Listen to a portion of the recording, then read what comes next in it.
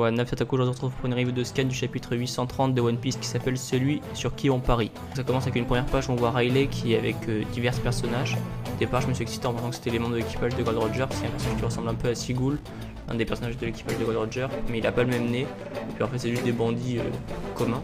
Mais par contre, il y a un personnage qui ressemble fortement à Fujitora, avec la même épée, son visage aussi lui ressemble beaucoup, et il semble être aveugle aussi, donc peut-être qu'il a un lien avec Fujitora. Et peut-être que c'est son frère jumeau ou je sais pas. En tout cas il lui ressemble beaucoup et je pense que si Oda l'a mis de cette façon en premier plan avec un sabre de façon qu'on le remarque bien alors qu'il a aucun rapport avec l'ambiance de la scène, je pense qu'il sera important pour la suite de l'histoire. Donc le scan commence avec Jinbei qui dit que Luffy au chapeau de paille est un homme qui finira par changer le monde, donc c'est une phrase qui en jette. En bref, il dit qu'il pense que Luffy est l'homme qui va changer le monde et que ça sera pas Yonko et qu'il veut rejoindre son équipage. On voit un peu l'équipage de Jinbei d'ailleurs, je sais pas si vous l'avez remarqué, mais on voit Pandaman qui est là, donc voilà, il est vraiment partout, il est en mode sirène cette fois-ci.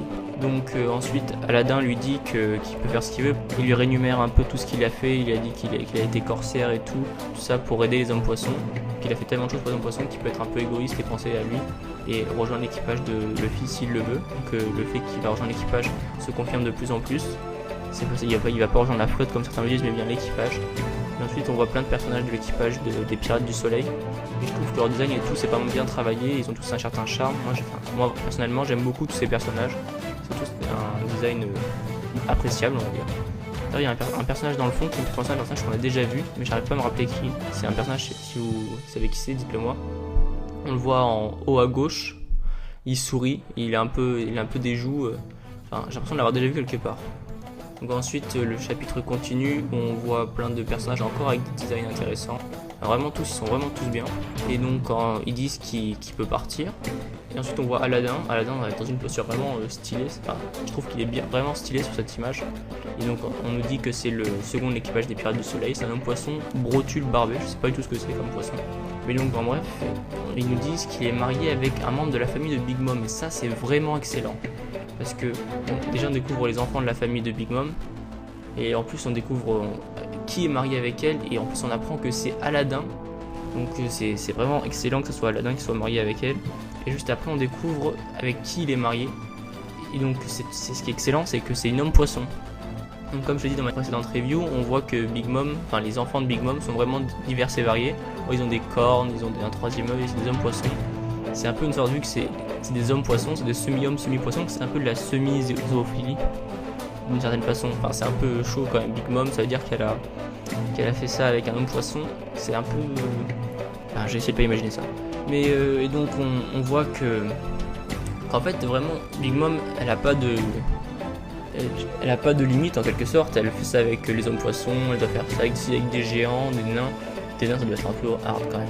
Mais bon, et on voit qu'elle a un certain pouvoir de séduction quand même, enfin à moins qu'elle les force, mais donc c'est Marie. Et on voit que cette fille est donc la 29e fille de Charlotte Pudding, elle s'appelle Charlotte Praline, donc Praline encore un rapport avec la nourriture, c'est une demi-sirène requin marteau. Et je trouve que son design aussi il est excellent à cette sirène, à cette Charlotte Praline. Et donc vraiment les personnages qu'on découvre durant ce chapitre, ils sont tous vraiment super, donc vraiment là ça... En fait moi ce que j'aime beaucoup c'est découvrir les nouveaux personnages, et surtout quand c'est un bon design, et là je suis comblé. Et donc on apprend que c'est elle qui est la femme de Aladdin, et ça c'est excellent. Parce que vraiment, je m'attendais pas moins. Et ce qui est encore mieux, c'est qu'on apprend qu'elle choisirait... en bref, elle dit qu'elle a écouté un peu la conversation de Jinbei qui veut quitter l'équipage. Au départ, on pense qu'elle va informer Big Mom et qu'à cause d'elle, ils vont pas pouvoir faire ce qu'ils veulent. Et en fait, on apprend qu'elle préfère Aladdin à sa mère et qu'elle préfère suivre Aladdin plutôt que... Enfin, elle s'opposera à sa mère en quelque sorte. Et donc ça, c'est excellent. On voit que même si c'est des mariages forcés, il y a quand même un amour qui se crée entre les couples créés par Big Mom.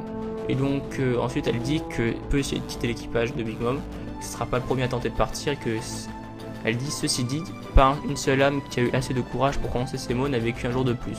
Donc ça prouve bien que les chances qu'il quitte l'équipage sont réduites. Et donc ensuite on arrive sur Whole-Cake Island, c'était juste après que Big Mom ait fait ses ravages. Donc on voit que... D'ailleurs il a changé de nom le gars, il s'appelle maintenant Moscato. C'est le gars qu'elle avait tué, son fils. Musca avant il s'appelait je crois.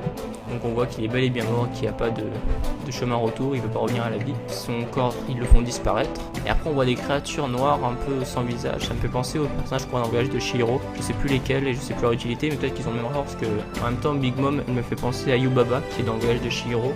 Donc peut-être que c'est comme les mêmes personnages que dans le voyage de Chihiro. En tout cas, ils sont marrants ces personnages et je pense qu'ils auront un rôle important par la suite. Après, on revient à Big Mom qui parle avec Jinbei et qui parle de son éventuel départ de son équipage. Elle lui dit que ça la dérange pas tant que ça en fait parce qu'ils sont libres, ce sont des pirates, mais qu'en échange, comme elle perd quelque chose, et elle veut que lui aussi perde quelque chose, qu'elle sort une roulette qui lui fera perdre soit une jambe, un bras, la tête ou on sait pas ce que c'est. Donc en tous les cas, ça va être chaud pour Jinbei. Moi, s'il y avait un choix à faire en cela, je choisirais la jambe car c'est ce qui est le plus utile pour Jinbei. Rien n'est bien utile pour Jinbei, mais la tête il serait mort, le bras ça l'empêcherait dans ses capacités d'homme poisson, karaté. La jambe c'est ce qui est le plus utile. Par contre, je sais pas ce que c'est le bonhomme avec la couronne. Peut-être que c'est parce que ça ressemble un peu à Big Mom.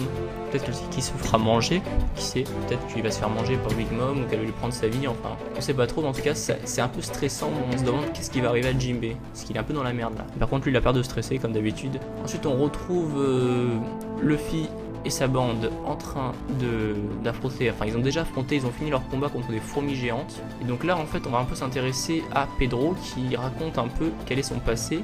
Enfin, pas vraiment, mais il dit un peu qu'est-ce qu'il est déjà venu faire sur les territoires de Big Mom. C'était un ancien voyageur on apprend qu'il avait une prime et ça c'est vraiment intéressant. Parce que je me demande quelle est la prime de Pedro déjà. J'étais plus genre Carotte, nouveau Nakama, mais maintenant Pedro, parce que Pedro moi je l'apprécie moins que Carotte, même si pour l'instant c'est plus lui, son histoire est plus développée.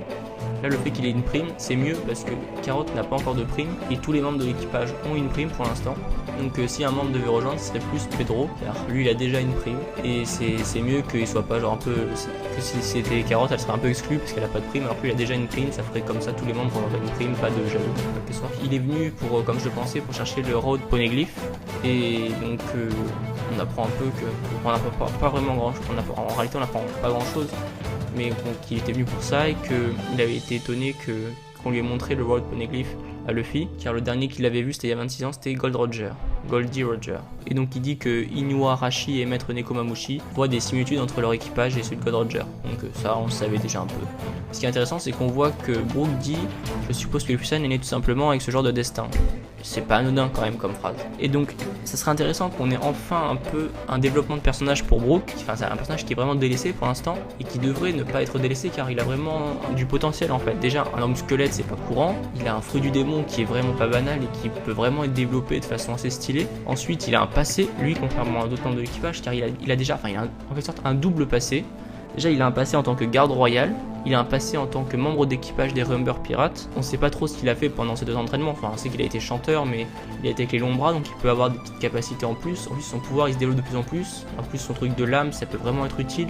Il a vraiment du potentiel, enfin c'est vraiment un personnage qui, en plus il a vécu 90 ans, bon pendant 50 ans il a pas fait grand chose mais il a vécu quand même, il y a longtemps, il y a 90 ans il a vécu donc il a vu des choses que les gens n'ont pas vu. Il a vraiment du potentiel comme personnage donc c'est vraiment dommage qu'il soit aussi exclu en quelque sorte, qui servent juste de personnage comique alors qu'il pourrait vraiment être un personnage qui a un esprit plus sombre et qui fasse avancer l'histoire. Donc j'espère que en même temps que Sanji dans cette histoire, Brook va être développé.